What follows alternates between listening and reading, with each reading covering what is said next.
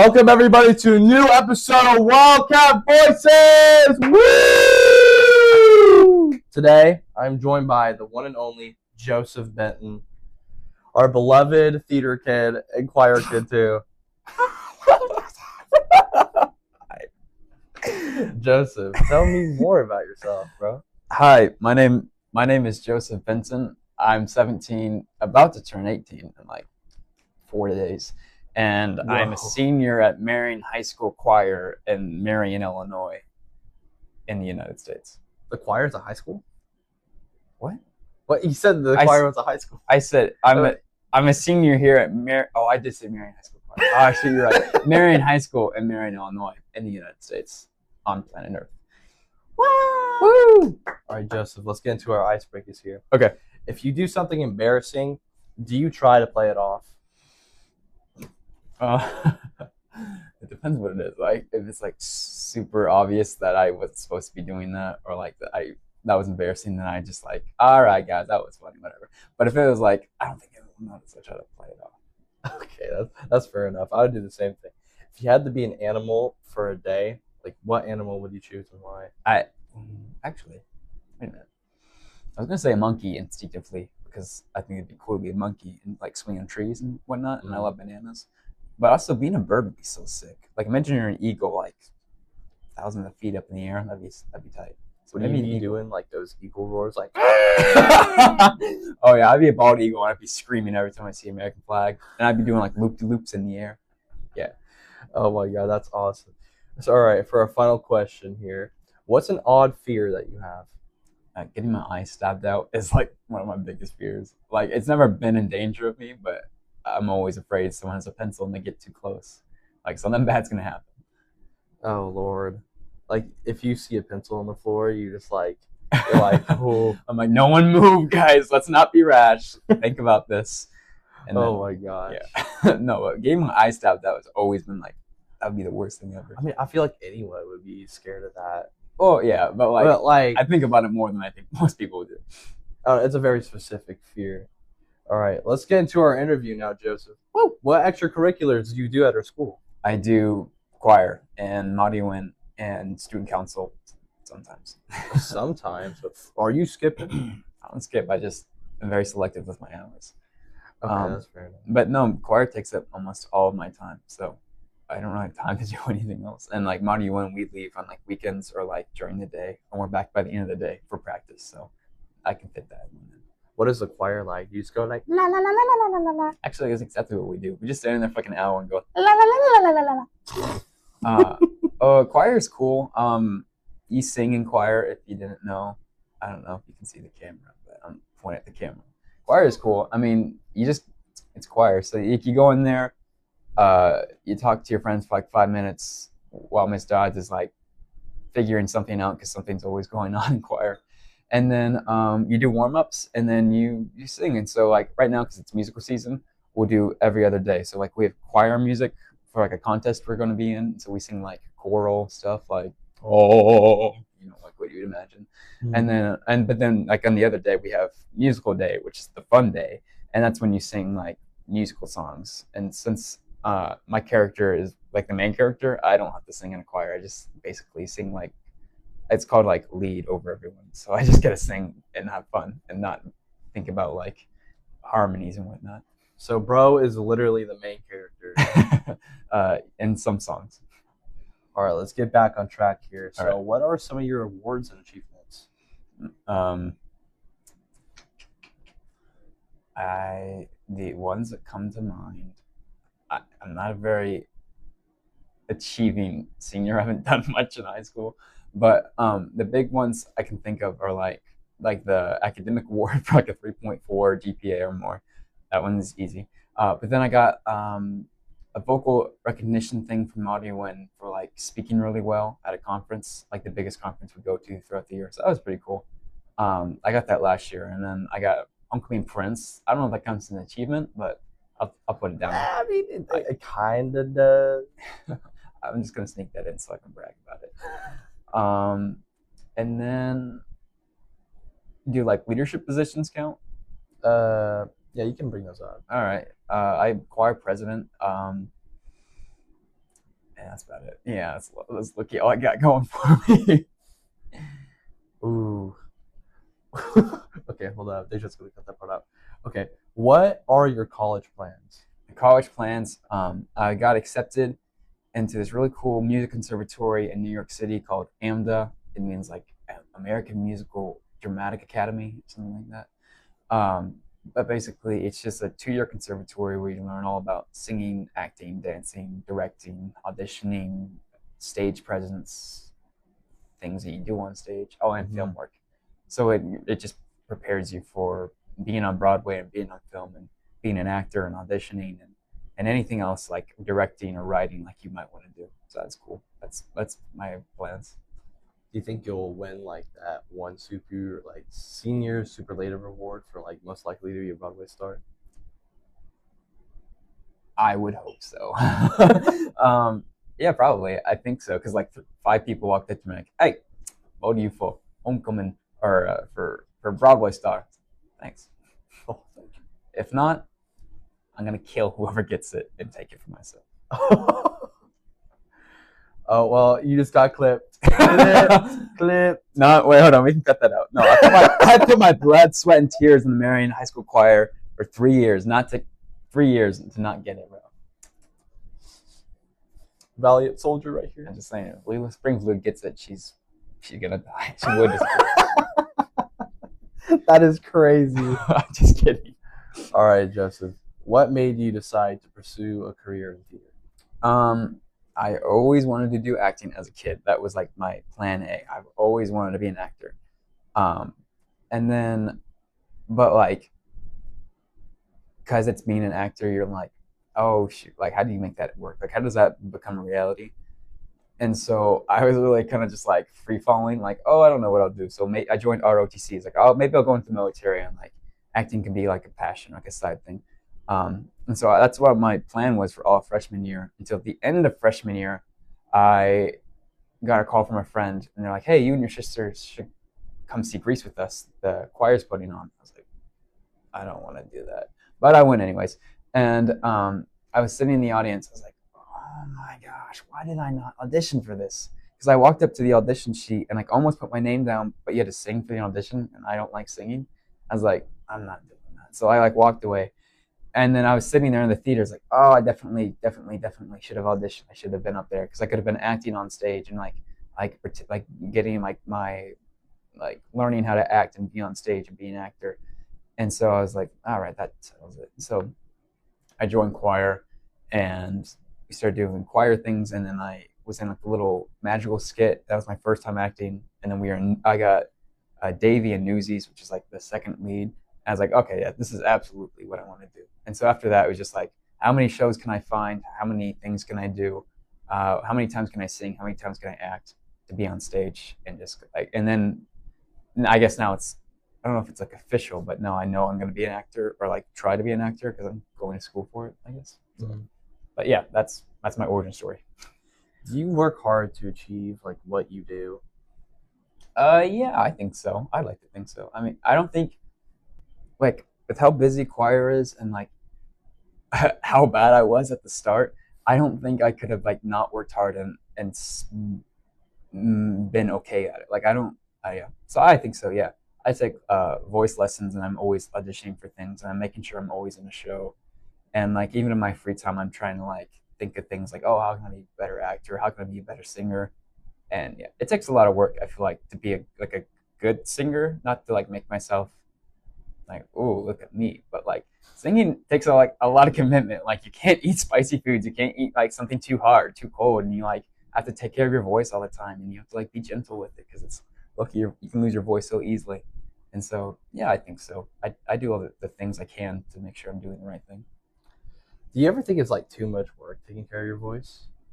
Yeah.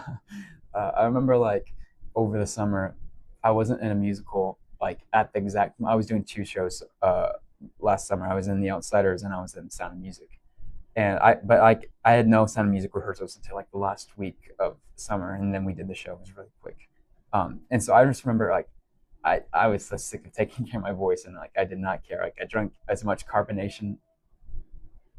What was that? I drank as much carbonation as I could. Like I didn't care about my voice. I didn't take care of it at all.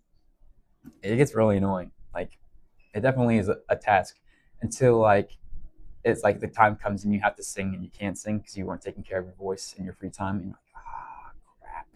Like I should, you know. And so then I don't know. I think the outcome of being able to sing and being proud of yourself outweighs the like taking care of it all the time. So what was your favorite like play that you've acted in or performed in? Ooh, that's a good question. Um, I don't know. I definitely have a least favorite. um, well, my first show was Newsies, and that was like one of the best experiences I've had ever doing the show. That was so much fun, and everything was really new to me. I was like super excited to be doing it. But then I just did Guys and Dolls in January, and that was probably one of my favorite things I've ever done. I got to play Sky Masterson, who's like one of the main characters, and he's got so much aura. He's so chill. Like I loved playing him so much, and I got to wear a 3-piece suit, which was tight. So that maybe I don't know. I'm thinking, and then I did The Outsiders over the summer and played Pony Boy. That was a lot of fun too, and like taught me a lot. And now I'm doing Something Rotten. Something Rotten is quite a doozy, but it's actually a lot of fun to do. Like I'm learning a lot of tap, and so I don't know. I don't know if I have like one favorite, but I have like my four favorites floating around, and like each one teaches you something different. So I can't. I'm not choosing one. Sorry. How do you handle doubt and or nervousness? I think being prepared helps, and praying helps. And then when both of those fail, and you're like, oh shoot, this is not going to go well. Like if I'm going on for a show or an audition, I'm like, I'm not prepared, or like I don't think I'm going to do good. I just have to be like, okay, hold on. Like I put all my time into this. Like I work really hard to be good at this. Uh, so I just have to trust myself that like even if I go in there and do my worst won't be that bad because I practice all the time. I don't know. I don't know if that's a good answer or not, but that's usually what I do.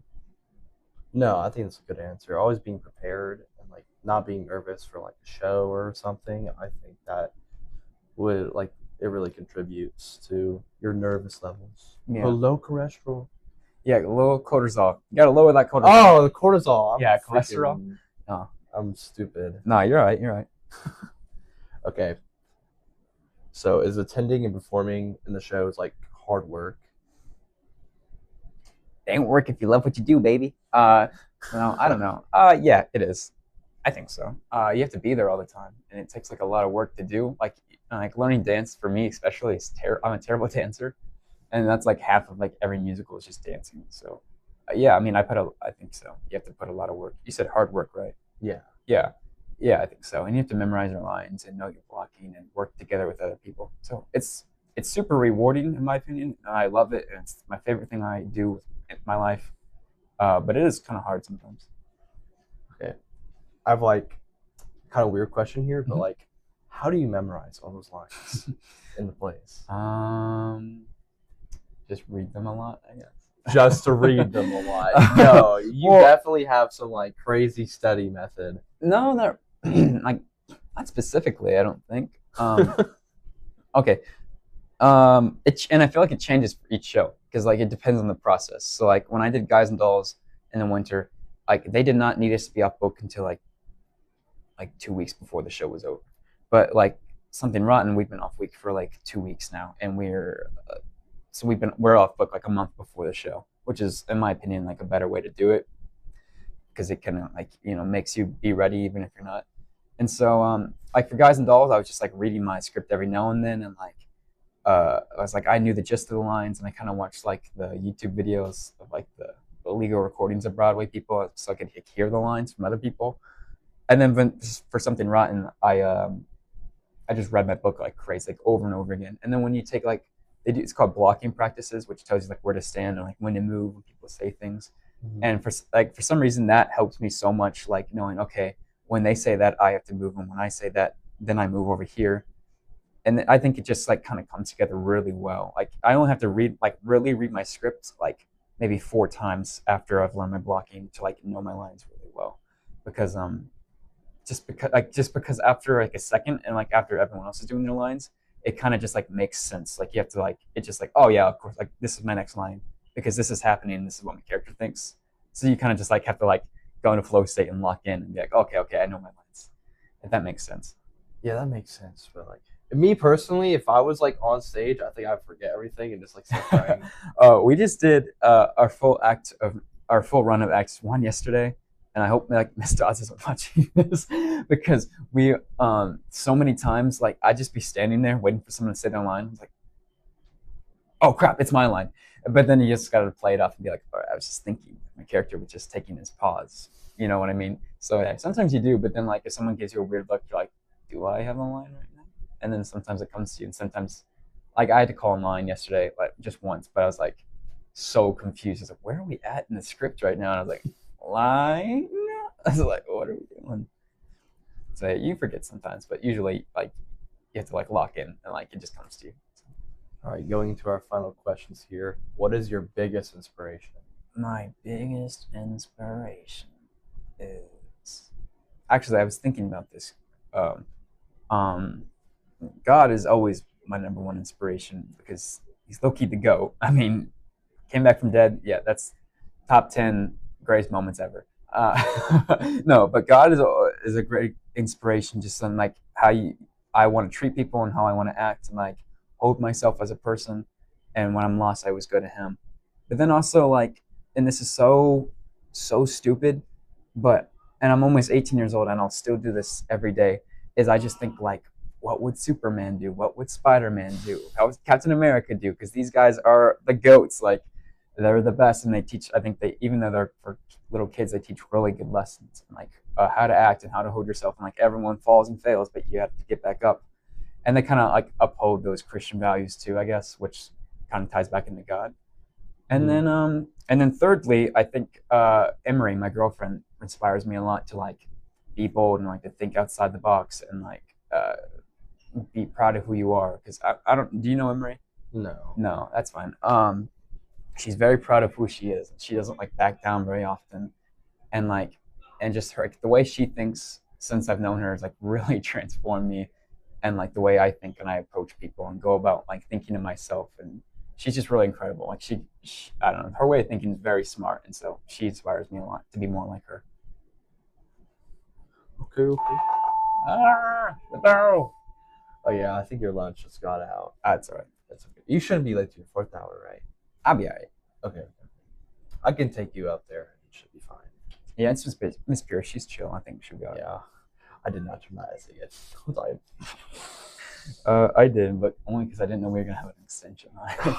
Bro, no, I'm so quick on it. Okay, going into our final question here. Okay. What would you say to someone who looks up to you? Like anybody or like an underclassman? Like someone who maybe wants to become like you, like maybe like a Broadway star. Oh, okay. Immediately is, and I had to learn this in my first show, is like, don't have an ego at all because you're nothing. You know, like it's so, because like when you're on stage and you're playing like a main character or like you're singing and putting yourself out there and you think you're doing good, it's really easy to have an ego about yourself and be like, all right, like I'm feeling great about myself, you know, and everyone's looking at you all the time and there's spotlights on you and you feel pretty cool, but you have to remember like it's fake and everyone's there doing their own job. And so don't have an ego. That's a big one. Treat everyone with respect and kindness, because even though it's Southern Illinois and there's only like 4 theater companies in the entire area, there's so many times I'm like, I'm so glad that like I was just like instinctively nice to someone, you know, because that's how you do it. And then like they ended up being director or something, or they were the costume designer for something, or like they had my name in mind, and like it's easier to get roles like that. And then also thirdly, because I think we're running out of time, is just be in as many shows as you can. Like keep auditioning, even if you don't like the show, even if you don't want to do it, audition, because being in an ensemble or learning to dance or being a backup singer teaches you like a lot about being a lead or like being on stage. It teaches you the skills you need. So that's what I would say. Just keep at it, be humble, be nice. All right. Thank you so much, Joseph. Thank you. All right, this has been Wildcat Voices. I've been your host today, Logen Mestas. Joseph Benton! Wildcat Voices!